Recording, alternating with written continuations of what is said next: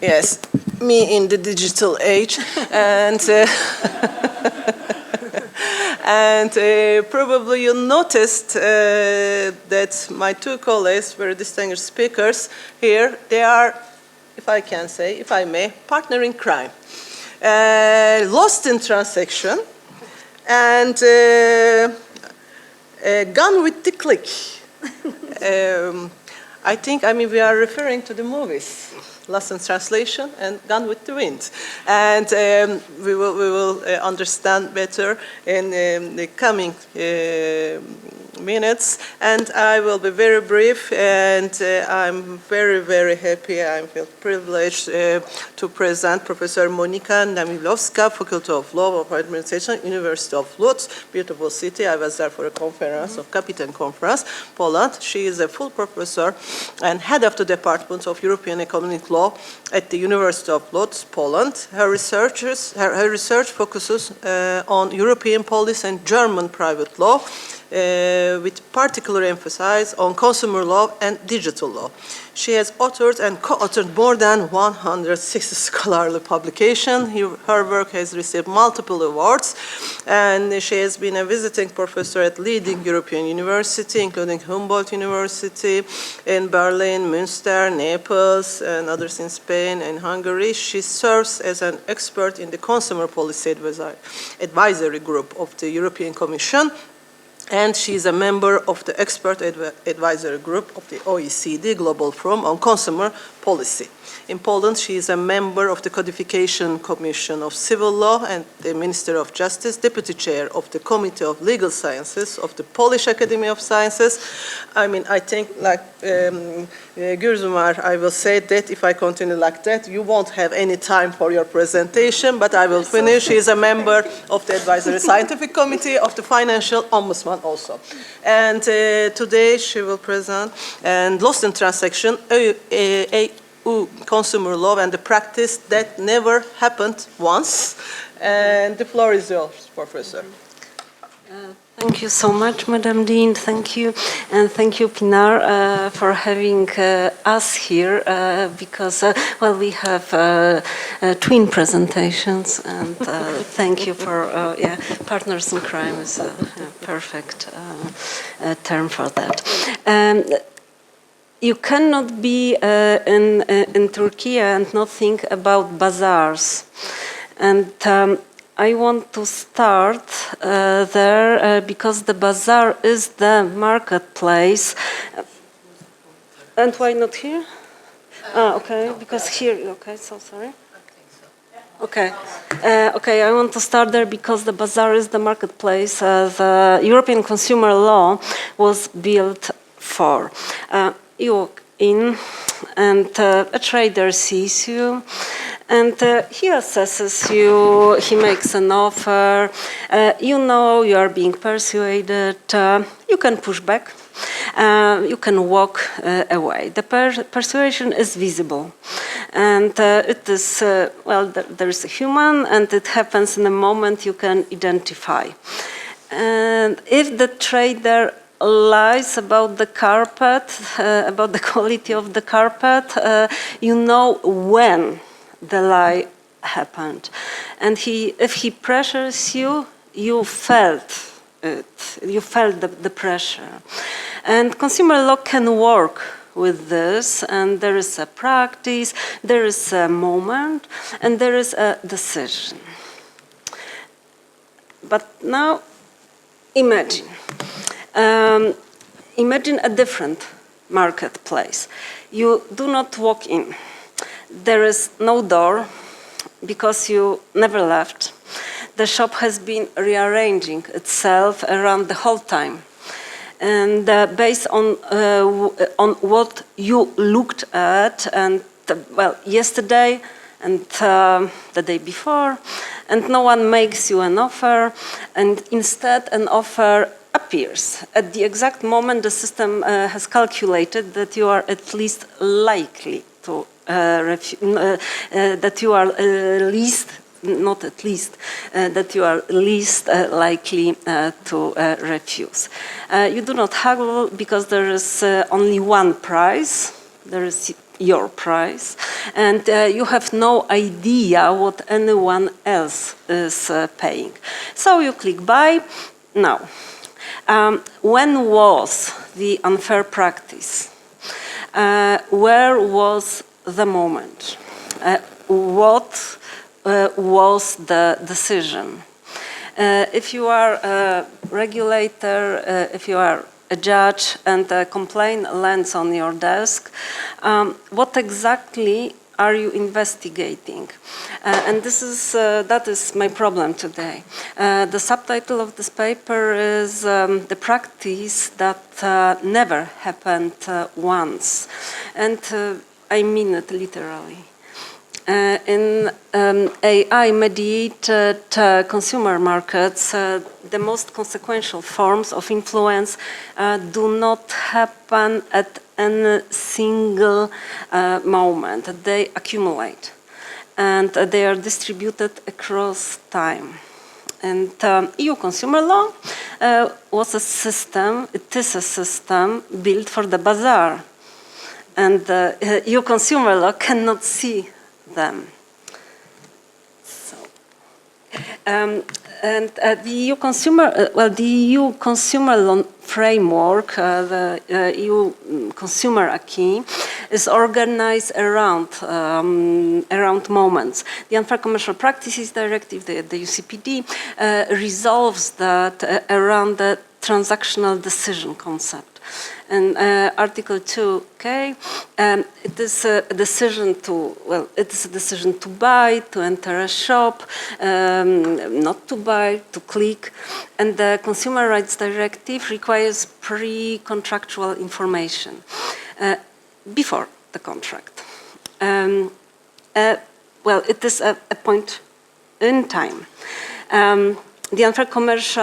The Unfair Contract Terms Directive assesses fairness at the moment of conclusion. So the whole system assumes that transactions have beginnings and endings, and that the law shows up at the right moment in this sequence. Did it change? Yeah. The Court of Justice in Trento's Filippo case broadened the concept of transactional decision. And the transactional decision covers not just the purchase, but also the decision to enter the shop, and the guidance on the UCPD, the European Commission guidance on the UCPD confirms that. So the directive already captures sequences formally. And, but even with this broader concept this broader concept, the sequence consists of steps, and you can recognize them, you can name them. And the decision to enter, the decision to browse, the decision to pick up a product, steps you can name, steps you can isolate and assess. In the bazaar, this works. You walked in, you stopped at a stall, and you ask about the price. 3 decisions, 3 moments, each visible. Now take the judgment Compass Banca, 2024. The Court of Justice of the European Union, it was a ruling on consumer credit. But the court acknowledged in this ruling, in this judgment, that the average consumer displays bounded rationality, and cognitive biases constrained decisions. And this is a progress, this is a real progress in assessing the average consumer model, but this is a progress within the old framework. So the court still thinks in terms of a consumer who makes a decision, even if that decision was imperfect. And what I am describing is something else, a consumer who never makes a decision at all, because the environment has been shaped in advance, gradually, invisibly. And think about what actually happens. A consumer interacts, a recommendation engine, a consumer interacts with a recommendation engine day after day. The algorithm learns their preferences, or our preferences actually, and our hesitations, our weak moments, and it adjusts the content,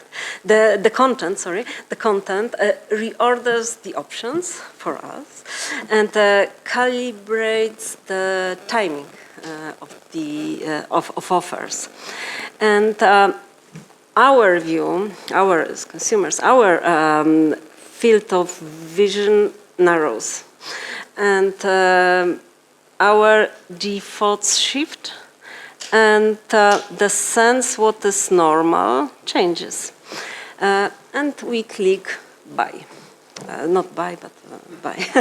And where is the transactional decision? Was it the click? Was it the moment 2 weeks ago when we first saw the product? Or was it the point at which the algorithm decided to show us a time-limited offer because it detected declining resistance? So there is actually no identifiable moment. The consumer, we or I did not decide. The UCPD asks, did this practice distort this decision? But this practice is not a single act in the digital environment. And it was a very long process of environmental shaping. And this decision has no clear beginning, and we cannot isolate the distortion because it was spread across time.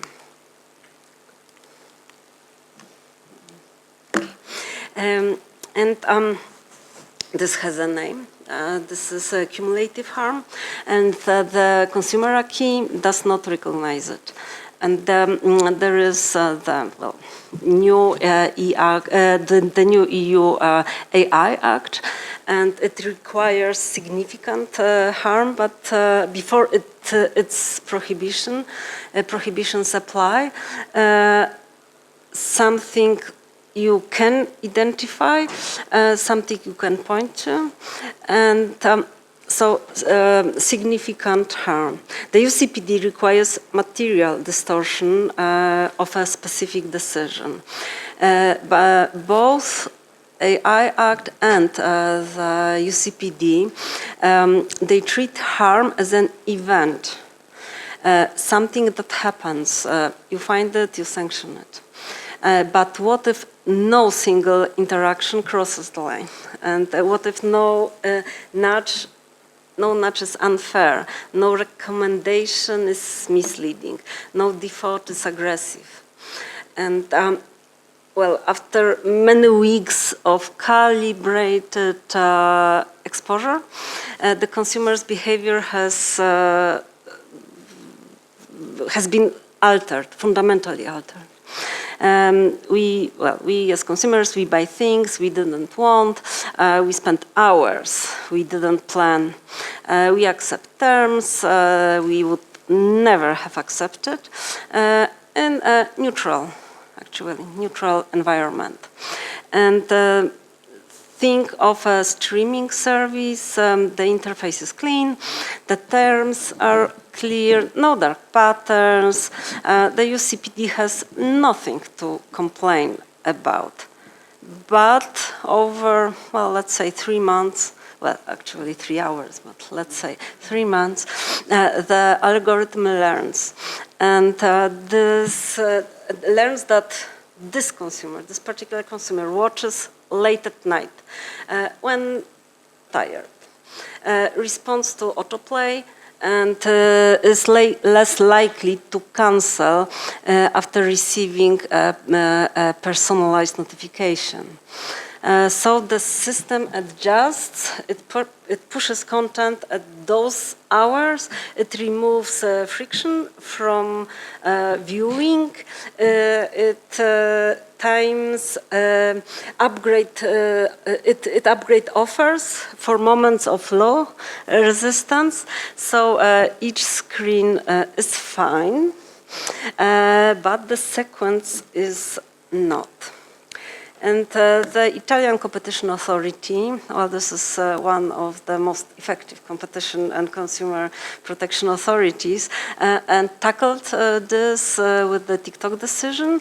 And it is fascinating. And the authority assessed not a single practice, but a business model as a whole.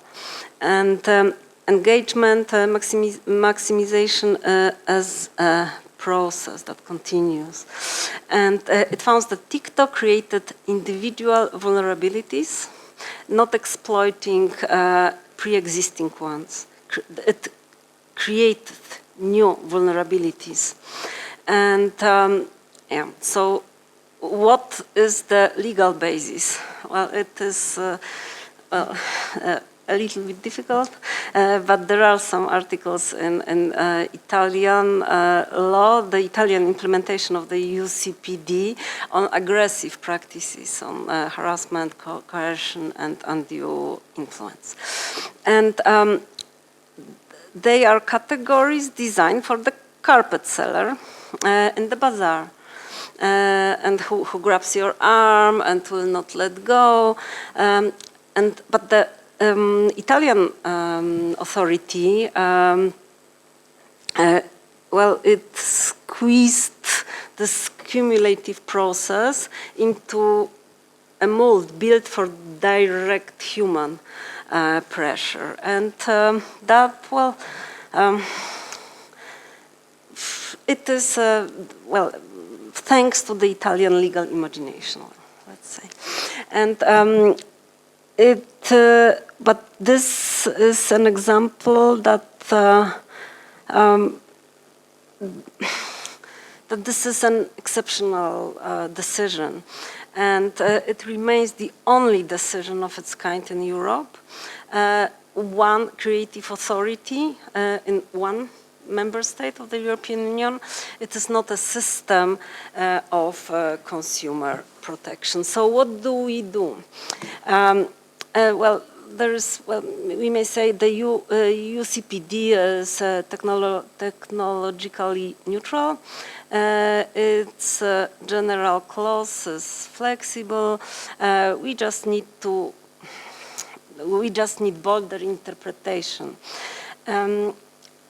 Well, this is actually my argument. I have made that argument myself in print, but now I'm going to disagree with myself. And this is, well, my problem. Because, well, Article 2D of the UCPD, the definition of commercial practice, and it defines commercial practice very broadly. And it includes any act, omission, and course of conduct. Well, some may say the course of conduct, the directive already covers continuous behavior. Yeah, formally, yes, but this course of conduct must be linked to a specific transactional decision. A transactional decision whose distortion you demonstrate. So even if the practice is continuous, you must point to which decision which decision was distorted and how. And this is a structural constraint, and you can this constraint cannot be lifted by interpretation, because the UCPD is an example of maximum harmonization, and member states cannot go beyond what it provides, and neither can courts, and you cannot read a new concept. You cannot build a new concept from the existing provisions. And this is where the Digital Fairness Act comes in, and this is a new legislative proposal, not yet. I mean, we are expecting a draft in Q4 this year, and this is currently under construction. And I expected, or I hope, it's not another set of patches, and it's not.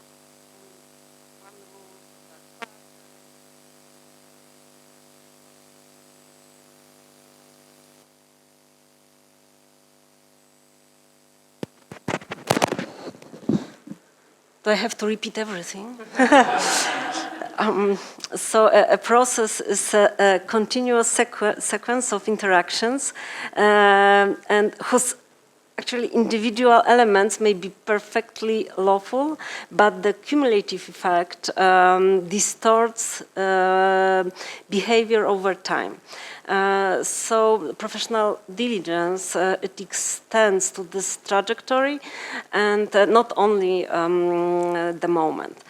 So each screen was fine, and it's no longer a defense, and that if the sequence was not. And this gives fairness by design a temporal dimension that it currently lacks. And we have spent years asking whether an interface is fair or at a given moment. Now we have barely begun to ask whether a system interaction with the consumer over weeks and months is fair as a process. And DFA consultation gestures in this direction, but in the final section of the questionnaire built by or presented by the European Commission. And if the European Commission is serious, it should recognize it and not simplify or regulate the UCPD. And let me close with one thought and one bridge. At the bazaar, when something goes wrong, you know exactly what happened, who did it, when, and that is the world the European Union law was built for. And in a digital marketplace, consumer harm does not happen like that, and it accumulates quietly over time, and the practice never happened once, so the law never catches it. And that is my thought. And now the bridge. Suppose we accept that the law should recognize the unfair commercial process. Then we face the next question: how do you prove it? And the consumer cannot reconstruct this trajectory, because it was never theirs to see. But this is the subject of Kasper's paper. He will tell you about the evidence that never belonged to you. Thank you very much.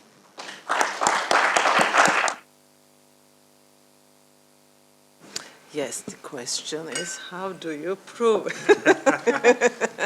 Yes, and I will give you the floor immediately to Dr. Kasper Drzewiecki. I pronounced it probably wrong. No, Perfect. perfect. Okay, thank you. I tried it. And he is a senior legal officer at BEUC, European Consumer Organization, responsible for its digital fairness work streams with a focus on reinventing consumer law for the age of digital asymmetries. Very, very difficult task, I think. Before joining BEUC, this is the French abbreviation, Bureau Yeah. something, I think, yeah? Casper coordinated a project at the European University Institute for the development of a machine learning powered system for protection against unfair contract terms and privacy policy through an explainable multilingual AI. Following a double master degree in law and journalism, Casper's PhD research at the European University Institute explored the interconnection between copyright flexibilities and digital innovation. And his doctoral research combined with insight with his Brussels policy work formed the backbone of a monography recently published by Springer Nature. I don't have the name, but with a background in research on law and technology. There's only one. Okay, the one and only. Casper Drzewiecki aims to reinvent consumer law for the digital society and protection of individuals in the presence of digital asymmetries. Gone with the click, consumer law, and the evidence this time that never belonged to you. And the floor is yours, Professor. Thank you very much, Madam Dean. Again, thank you so much for the kind invitation to this lovely event. Just as a matter of update, my time as a consumer advocate has come to an end, and I have rejoined academia. This is why you will see signage of KU Leuven on my presentation. So, however, I am very tempted to give you some examples, and I actually added this now, just before the session, from my earlier policy work, because in the previous session, the topic came up of applicability of horizontal private law principles to digital transactions. And let's start with a little quiz. These are the permissions. I hope you are seeing this well. These are permissions asked by an application that you're supposed to install in order to use a household device. The question is, what is this device? It needs access to your camera, to your Bluetooth, to your Wi-Fi, to your system partition on your phone, to your microphone, permission to record audio, mounting and unmounting file system, getting accounts information on your phone, your flashlight, pretty much the whole load. Also your course and fine location. Any thoughts? No, so this is an app that you're supposed to install on an Android phone in order to use the device. But the device is completely physical. So without further ado, all these permissions are requested by my trusty washing machine. This is an actual washing machine. It's actually mine. And since I bought it in 2020, it's been very dependable and absolutely perfect in many ways. And it flashes its Bluetooth light on at me since day one because it wants me to install the app and grant the permissions. I like this example because it puts things into context. You buy a device, you don't even realize that in order to use its functionality, you have to give up your data. And this shows there are a lot of very dark thoughts to be pulled from this about the efficiency of data protection in practice, about the efficiency of industry self-regulation. You may recall up until last year, the Federal Trade Commission in the US had Director Samuel Levine, who was very interested in the developments in European consumer law and a frequent speaker at events in Brussels. He went on record in the US saying that the 10 years of industry self-regulation had been a policy failure. that what resulted was that companies availed themselves of consumer data, and now they're using this data to disempower consumers even further. You can look it up. It's a pretty widely quoted quote. But this is just a digression. I hope you forgive me to set the stage. So now that the stage is set, let's talk about the problem of evidence. Thank you, lovely. The problem of evidence in digital interactions. Monica gave you, sorry? From here. Oh yeah, sorry. Monica gave you the core argument about the difference, the fundamental difference between the traditional marketplace, in this case a bazaar, we also have them in Poland, we know them and love them. If I see a pair of shoes that I really like, the nice old lady is going to look at me head to foot and she's going to, for you it's 100 euros. And it's very possible that my colleague, who dresses much better than I do, when she profiles his willingness to pay, depending on what he looks like, the price for him will be higher. The bazaar is a wonderful example. It was present a lot in Brussels, also at the time of the discussions about price personalization. Because the industry actors would always say that, what is the difference? Like if you go to a regular shop, if the price is not fixed, they will just look at you and they will tell you what you should pay. To which we consumer advocates would respond, yes, but then you can go to another place. You can go to another trader and you will get an impression more or less of what the thing is supposed to, sorry? Physically, yeah. You can always go to another stand, talk to someone else, they will give you a different price and somehow you will get the idea. In a digital world, and these companies are sharing these data sets, right? Because this lowers the cost of operation. So if everyone personalizes their price using the same data about you, wherever you go, you're going to get more or less the same price. So again, under digression, let's talk about the hunt for the transactional moment. We're really speaking in movie titles today.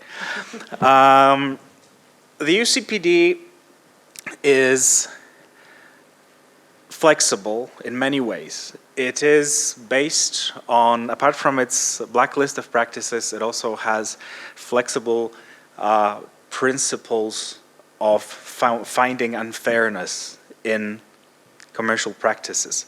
But it is still locked into this optic of looking for that transactional moment.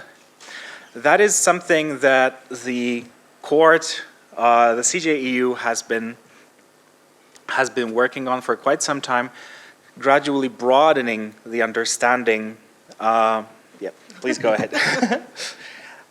Gradually broadening the understanding, speaking of transactional decision, not just in respect of your actual purchase, but also other decisions that get you to enter the shop, for instance. But they're still specific. We're still talking about specific moments here. In the late 21, I think it was December, guidance document, unfortunately not binding, and as said by Monica, so far only applied successfully by Italy. The Commission explicitly recognized non-monetary transactions simply performed by scrolling, by continuing to use an interface, by engaging with the service. They're all considered transactional decisions. So it is quite groundbreaking. It was very much so at the time, not out of thin air, because as I said, there is if you look at the topic, you will find decisions of the CJEU that were gradually leading up to this point. But we are still suffering from the same outdated optic. We're still looking for a decision. It can be a decision among many other decisions, but we're not looking at the process as a whole. So let's apply this to a case of interacting with a recommender service. Let's say you're scrolling through TikTok. A few years ago, TikTok was the main source of news for 33% Americans, according to Pew Research Institute. I don't know what it is now, but it would be interesting to check it out. This is how people get news today. So how many decisions do we make when we're scrolling through TikTok? What counts as transactional decisions if we want to apply this forward-looking interpretation of the European Commission, that everything you do when you're interacting with a service that, in this case, benefits from this interaction, counts as a transactional decision? It's really difficult. Do we count clicks or touches? Do we take every scroll, every second you're moving your finger on your phone, every millisecond that your finger continues to move? Because why not? If continuing to use the service is the wording we have in the guidance, and we do, why not? There's no granularity where there's no ultimate endgame granularity where this interpretation can stop. It's just extremely difficult to dissect. So you've already been given the example of why we should be talking about an unfair commercial process and not a specific case where your transactional decision happened. But we are here to talk about evidence. The first example here is the airline ticket. You want to buy a ticket with an airline. Again, this is anecdotal evidence from my own experience, but I'm sure many of you can relate. This is not from Turkish Airlines. This is from a very low-cost airline that flies from Brussels Charleroi. There are not many cheap airlines that fly from there, so you can look it up if you like. I remember I was bombarded with options, of course, of car rental, of rental of accommodation, of insurance, and I was pressed for time, of course, because we all are, and I was so careful not to buy insurance for the flight that I never even realized that I had bought 2 suitcases instead of 1. And of course that was non-refundable because this is how it works. By the time I realized it, the booking was confirmed, and I couldn't even remember at which point which click was the one that doomed me to paying another 60 or 70 euros to the airline that shall not be named. It actually got me thinking, what is the interface is changing all the time, right? It is also the way we see it in every moment is personalized based on our data. If you block the cookies, the site won't load, so this is how it goes. I cannot go back. I can start another booking and take screenshots to show that this is how much they were distracting me, that they were not showing me that I already had a suitcase, because that would have to be my argument. I was not sure whether I had purchased a suitcase, and the interface was not telling me, not giving me an option to see that I had one already. It kept offering me to buy a suitcase, so I did. And the moment is gone before you realize. Was there a moment? Probably, somewhere in the process. And then there's the TikTok example where you use TikTok like most of us do. You like the scrolling, it relaxes you. It's a time off from the crazy days that we all have. You don't realize very often that you are paying a personal price. Your mental health is worsening. You're not going out as much. There are lists of harms done to extremely good algorithms that TikTok uses to get people addicted to the service. But the change is very gradual. You don't notice it happening. And what evidence can you give of that? Can you? I cannot. I'm getting really good recommendations, yes. I could try to maybe do a screenshot of like when you go on Instagram, it's also there when you try to find something, you're bombarded with recommendations of content that are supposed to distract you from what you were looking for in the first place. Very effective, especially with me. So how do you prove what happened? Screenshots won't work. The page reloads, it will look different. The interface will keep you redirecting away from anything that you could complain about. Screenshots capture moments. You could try recording your screen. I recently found this feature in my phone, very useful. I can actually record all of my interactions with my phone until my internal storage runs out. Do we recommend this to consumers? Maybe, if it's up to them to prove that, that something bad happened to them. But in reality, the consumer will never have this evidence. Just so to be sure that I still have time. Do I have time? Like 5 minutes. 5 minutes, all right. I'll speed up. 5:40. All right. So who has the evidence? We all know that, right? It's not the consumer, it's not the regulator, unless it's a really good regulator, like the Autorità Garante in Italy, but even they had to pay a lot of money for a technical study to actually dissect TikTok's algorithm.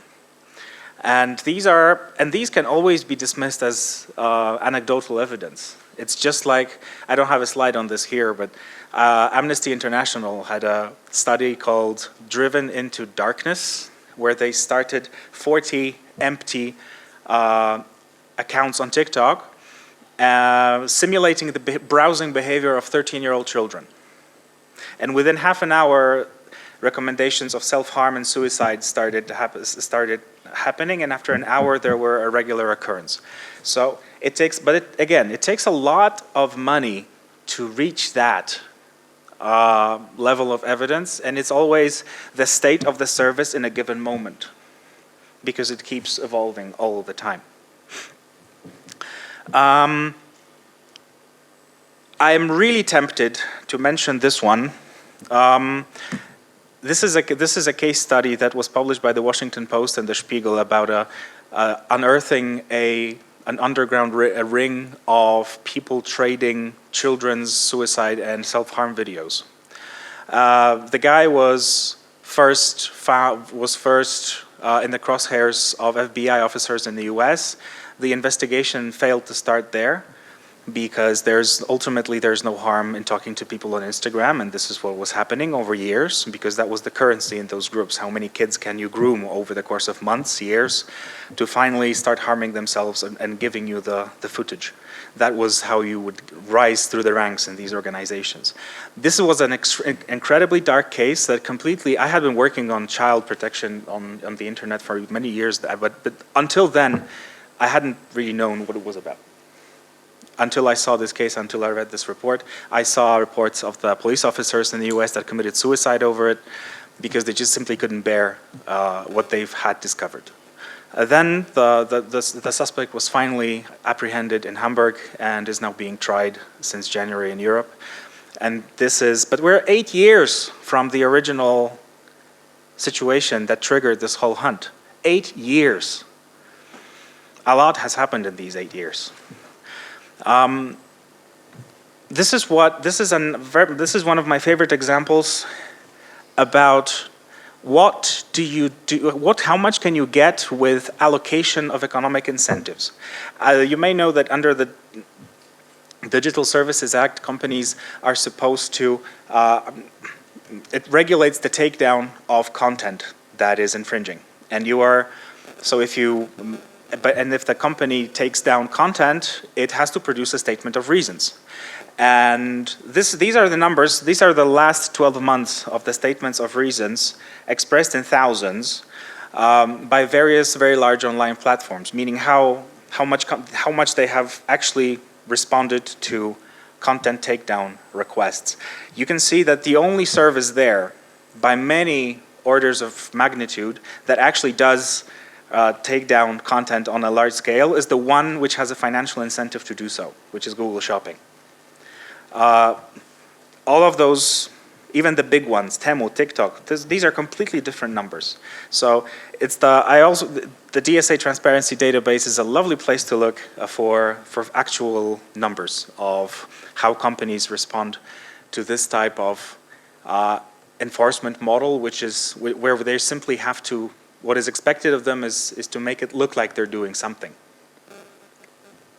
I had an example also about advertisements of illegal drugs, prescription drugs in Europe, advertised by a famous singer. The case erupted in 24 when after all this money that Europe had spent on the DSA, the DMA, Commissioner Vestager was asked, why is Lady Gaga allowed to advertise prescription drugs in Europe and nobody's doing anything about it? To which she unfortunately had to say, very truthfully, that first, people have to complain, and if the platform hosting the illegal content does not remove it, then the Commission can take action. Last year when I checked, so the content was still there. I think it's still there. Some call it playing cat and mouse by the big companies. Some call it whack the weasel, because if you nuke the content in one place, it's going to come up in somewhere else. The reason I'm giving you this is our current enforcement model, putting the burden on the consumer, is only making it look like we're enforcing something. It's a theater. Companies have no financial incentive to make structural changes because, of course, they don't. It's a simple economic calculation. It's a bit like if you're following the developments in copyright law about training AI on data scraped from the internet. In the US, you can get fined with statutory damages of up to, I think, $300,000 for each infringement.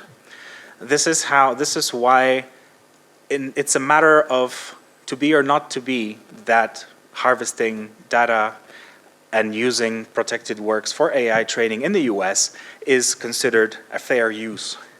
And the head of the EU Copyright Office, when Shira Perlmutter, when she hinted in an interview that the office is still not sure whether it is indeed always fair use, she was fired the next day by President Donald Trump. So in Europe, big companies don't have to worry because the worst case scenario, they get a few euros per case, so of a fine. And this is and this is basically what I've been building to, and I apologize for going over time. The CJEU has been developing a principle of effectiveness, prohibiting member states from creating enforcement conditions that make it virtually impossible or excessively difficult to obtain reparation. The last case, the most recent case, which is still quite a few years, it's as old as I am, in San Giorgio, was about refund of incorrectly harvested taxes, and then the burden of proof was put on the governments which were refusing to refund incorrectly collected taxes because they had the data. But this has been never applied to consumer law enforcement in the digital context. So this is where we close this discussion for the time, or where we open the discussion, so to speak. There are ways of doing this. There's talk about something that sounds like a blasphemy in certain circles, a horizontal requirement of fairness by design derived from a concept of digital professional diligence, which is part of the definition of what constitutes an unfair commercial practice. If you're put in a position of such power as a digital operator, maybe your professional diligence should actually should entail making sure that you don't harm people with the power that you have. In the recent, needless to say, we are counting on the Digital Fairness Act to bring a change in this respect. If the Commission's consultation has picked up on the themes that many people, including myself, have been lobbying for a long time, to introduce to make these changes in the standard of evidence in such cases, and this is why the Commission actually asks in a consultation whether, in the presence of strong digital asymmetries, the burden of proof should be shifted. We don't know. As you know, there are two opposing forces in the Commission right now. DG Justice is pushing forward with the Digital Fairness Act. DG Connect is deregulating with Digital Omnibus, so friends as usual. And now I can say this now that I'm no longer in policy. But we are hopeful because something needs to be done, and the evidence is already out there. It's just a matter of where it is. And with this, I close. Thank you so much, and please get in touch if you have any questions. Also, let's talk now. I hope there's still time.